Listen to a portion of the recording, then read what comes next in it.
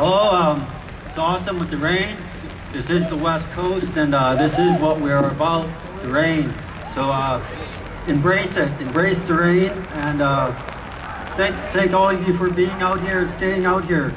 I'd like to acknowledge the Songhees people and the Esquimalt people, the territory we're upon. My name's Gwawina, Bark of the Raven, Nuu-chah-nulth, 4 canoes on a beach, and Joe James, Nuu-chah-nulth of the Ahousaht Nation. We speak about defending our land, defending our coast. I ask, who defend which coast? Defend who? Defend for who? Defend from who? Indigenous peoples' land and ocean has been under assault ever since contact for over 2 centuries.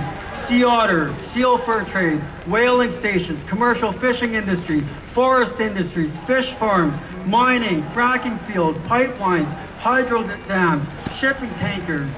Industries that brought species to near extinction, brought devastations to ecosystems.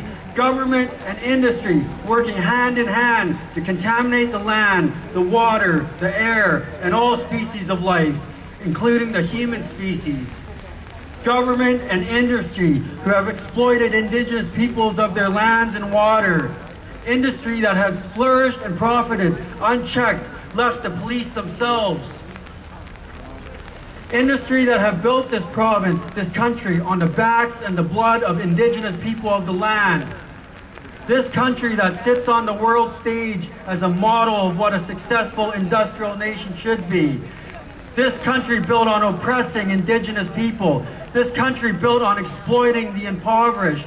This country built on extracting every natural resource with no care for land, water, air, or species of life. This system is not designed for us. What is happening within this province, this country where government and industrial corporations make backroom deals with no transparency, with no inclusion of people or regard for environment. Well, citizens of BC, citizens of Canada who truly care and are concerned about the environment, welcome to our world.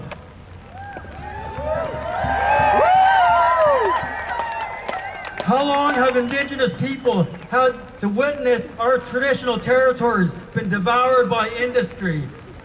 How many times have Indigenous people been removed from their traditional territories to make way for government, for corporations, for industries to profit from the land? Assault after assault after assault, over and over. Government and industry partnered until the land, the air are left contaminated, exhausted. This system was not designed for us. And then it becomes our own leaders within native lands that adopt the traits, the behavior, the mentality of the oppressor. Native leaders, native communities that become consumed by greed. What happens when native leaders, native communities allow industries into their territories, believing that if they are part of the process, consulted, share profits, then it becomes acceptable? Are we to believe that contaminating the land, the air, the water is less devastating to our territories because native people are part of the system? Native leaders, native communities say it is their right to do as they please within traditional territories, that it is the right of native people to create revenue, to profit, to create an economy off the land. Because this is what the colonizer has been doing for centuries, harvesting, extracting, exploiting the land for profit. Native communities say it is not the business of neighboring nations. It is not the business of environmentalists. It is not the business of citizens of this province to decide what goes on in native territories. This is a bastardized concept of native rights. When native leaders, native communities feel empowered by becoming part of the very machine that has devastated our lands, devastated our waters, altered our way of life. When native leaders, native communities adopt the traits of their oppressor, then we too become an endangered species. This is the poisonous, toxic byproduct of this industrial machine, this machine of oppression, of greed, of contaminating our Earth Mother. Being true stewards of the land should never mean harming the land. When will the sacredness of the land be greater importance than profit? There are many voices of opposition towards industry within Native country. Native people who do not support their community or leadership allowing industry within their territory. Native land defenders. Native people who believe strongly in protection of the land, protecting of the people upon the land, and protecting our way of life. Yet government, Native leaders, and industry continue their assault upon the land. Backroom deals are made with industry without any transparency or inclusion of the people, or Native communities accept industry into their territory because they feel there is no economic alternative. They will compromise their belief in the land because they need to feed themselves, house themselves, clothe themselves. This is the poison of industry. This is the lies of government. This is the weakness of leaders. This is how the oppressor exploits the people. As human beings, we value ourselves on where we come from, who we are, what our story is. I am fortunate that I come from this West Coast. My people are from this land. My people are of the ocean. My people's story is a beautiful story of being connected to the land and belonging to the ocean. It would be a terrible tragedy if we as a people stood by and did nothing to stop the devastation upon the land and the sea. This land, this ocean, has always provided for my people. Our blood comes from the land and the sea. Our history comes from the land and the sea. Our teachings come from the land and the sea. Our cultures come from the land and the sea. The land, the ocean, has always taken care of our people. Now it is our duty, our role, to defend the land, to defend the coast, to honor the ancestors, to honor the children, and to honor the generations to come. Ancestral pride, all my relations.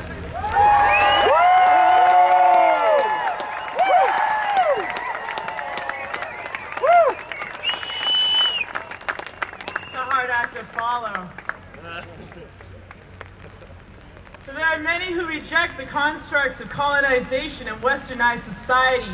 Contact in BC is still relatively new compared to out east. And in our living memories, we hold the vestiges of autonomy and sovereignty. We are ready once again to defend our coast.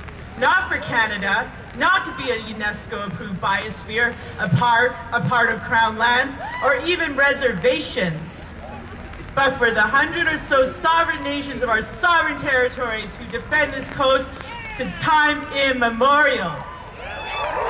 We will save it with your help so we can finally, with distinction, and set precedents in BC. Your governments and people didn't take good care of this land, but we will, and for us all, so your children and ours can live here on this land. Defend our coast so we can be empowered to answer the land question here in British Columbia. As the people, and without the corrupt treaty process, without grand thieves like Sean Atleo, without Harper and his regime, without power-mad people like Christy Clark or America breathing down our necks and pressuring us to give it up so that they could take our resources. It was taken by brute force in an uncivilized manner. We aim to take it back so that we, the people, can prosper. Restore this coast to its prior majesty and longevity, not for us, but for the new generations, for the children to come in the next millennia, for our children, for your children. They are our future.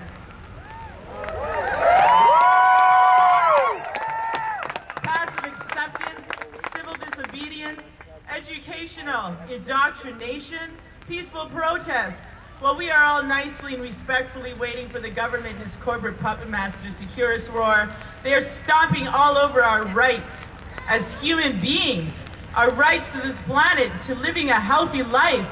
They are laughing at our compliance as they rake in the money and we are left as wage slaves, passively accepting our fate as we rage angrily on our keyboards and to each other. They think nothing of collateral damage and acceptable losses.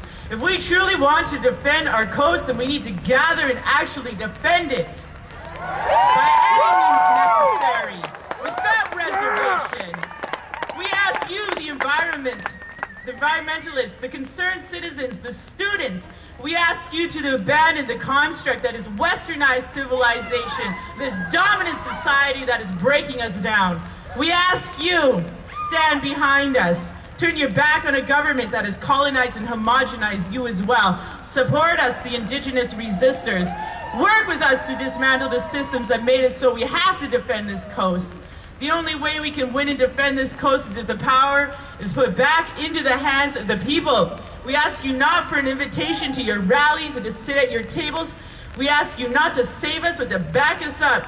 Shift the balance, switch the paradigm, and warrior up, or get the hell out of the way.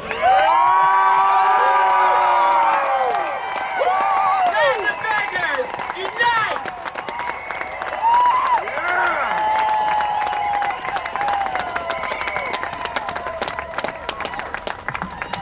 Damn, what a way to end it off, huh? Turn up. Woo! Oh yeah. Ancestral Pride, everybody. Another big round of applause for this inspiring young couple.